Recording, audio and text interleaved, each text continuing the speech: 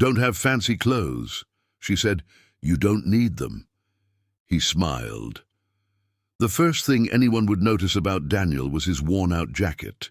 Not old in a stylish, vintage kind of way, but frayed at the edges, patched in places and far too small for him. He shuffled down the crowded street of downtown Chicago, clutching a small paper bag of groceries, trying to avoid bumping into the bustling crowd. It was raining lightly, enough to make people rush by with umbrellas and hooded jackets, but Daniel didn't have one. His coat had seen better days, and so had he. People barely noticed him, except when he accidentally brushed against their expensive coats or polished shoes. He paused outside a boutique, watching the mannequins wearing perfect coats, tailored suits and scarves in colors he could never afford. He sighed, tucking his hair under the hood that didn't quite fit, and considered turning away. "Don't have fancy clothes," a soft voice said.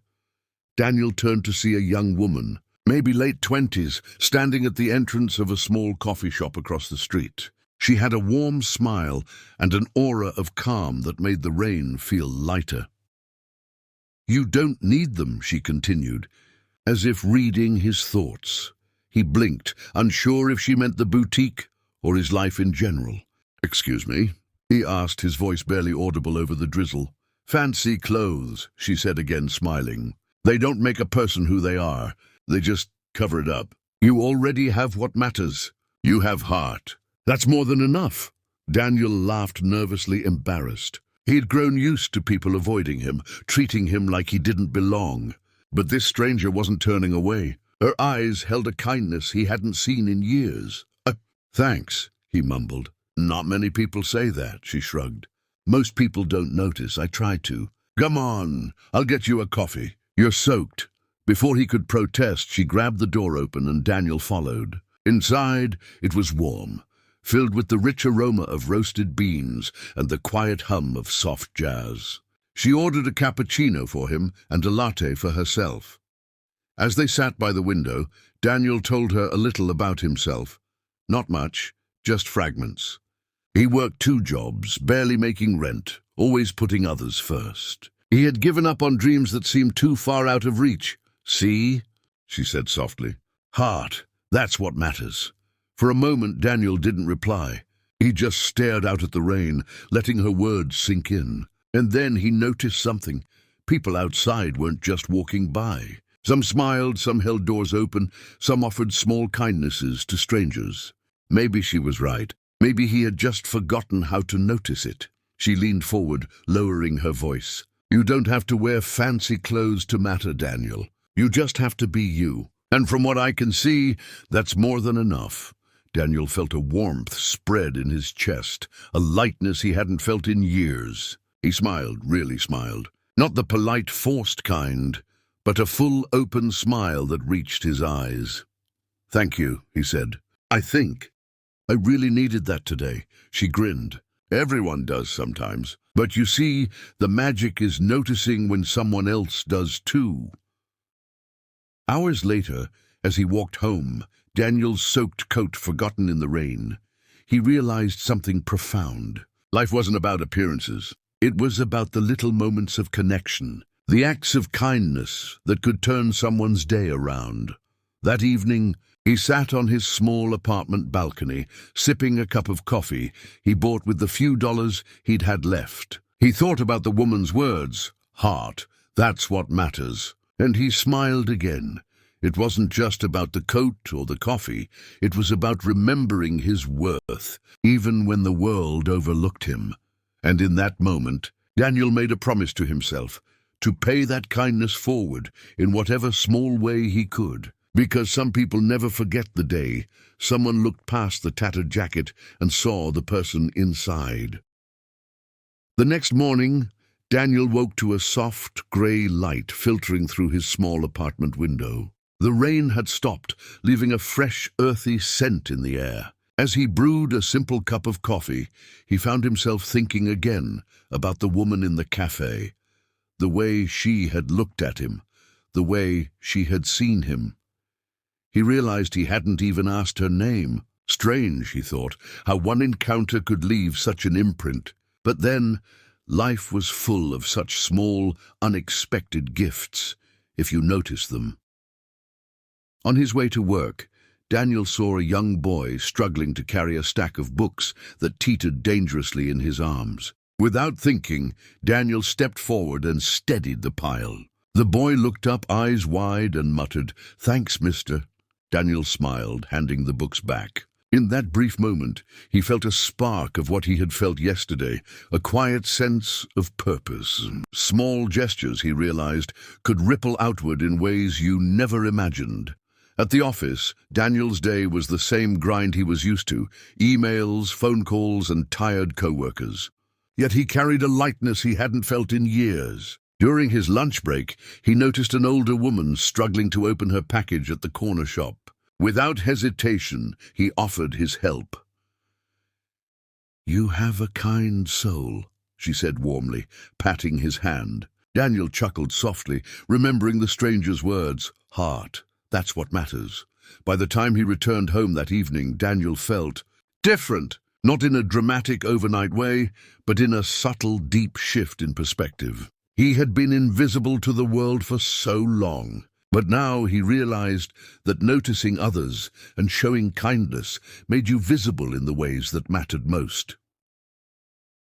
That night, while scrolling through social media, he saw a post from the cafe, a small charity drive, helping local families in need of winter clothes. On a whim, Daniel decided to contribute, a few dollars he could spare. As he clicked donate, he thought about the coat he had worn yesterday, soaked and patched, and smiled. He didn't need fancy clothes, but maybe, just maybe, he could help someone else feel seen and cared for. Weeks passed. Daniel's small acts of kindness began to compound. He volunteered at the charity drive, helped neighbors with groceries, and even started leaving notes of encouragement in the local library books. Each time, he felt the same warm satisfaction that he had felt in that cafe. And then, one rainy afternoon, eerily similar to the day he first met her, Daniel found himself back at the same coffee shop. The bell above the door jingled, and he looked up.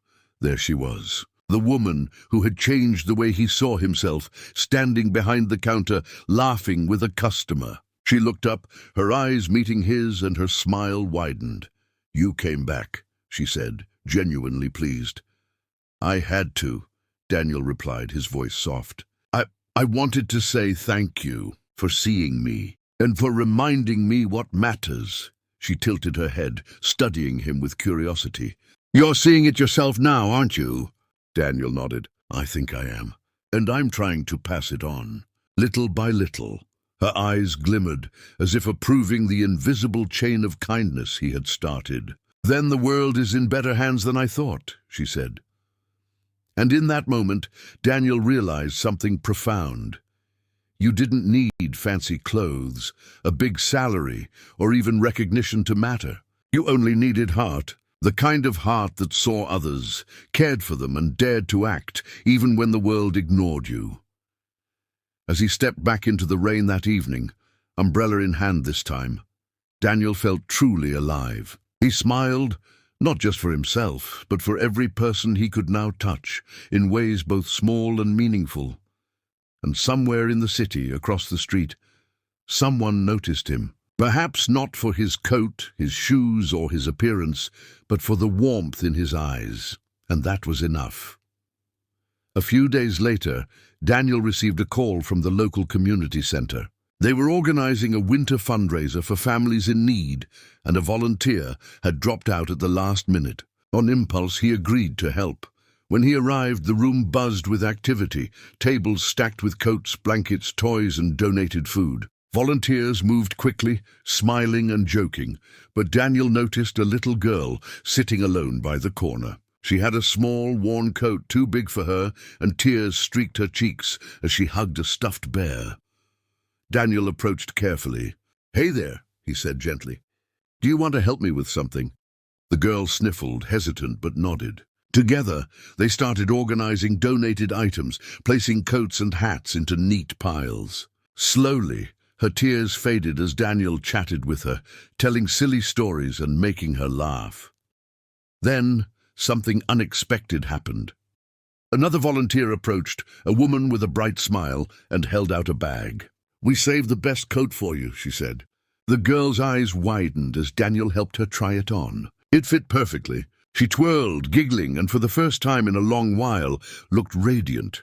Daniel felt a lump in his throat. He realized that the small kindness he had received from a stranger, the woman in the cafe, had come full circle. By seeing the value in someone else, by acknowledging the heart behind the surface, he had been able to do the same for this little girl. Later, as the event wrapped up, the community center coordinator came up to him. "You really made a difference today. You don't even know how many hearts you've touched." Daniel smiled softly, thinking of the cafe woman's words. "I think I'm starting to understand," he said. "It's not about the coat or the fancy things. It's about seeing people, noticing them." Walking home that evening, Daniel felt a profound sense of peace. The city streets, once grey and daunting, now seemed vibrant. People rushed past, but he saw them. He smiled at a man carrying groceries, helped a woman